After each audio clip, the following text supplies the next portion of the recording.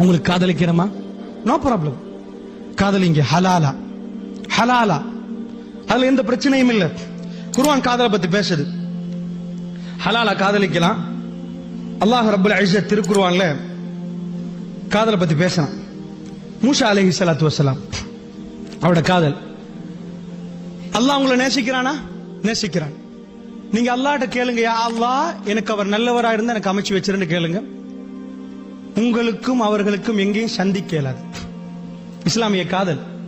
வாக்கு கொடுத்துட்டீங்களா, அடுத்தது திருமணம் தான்.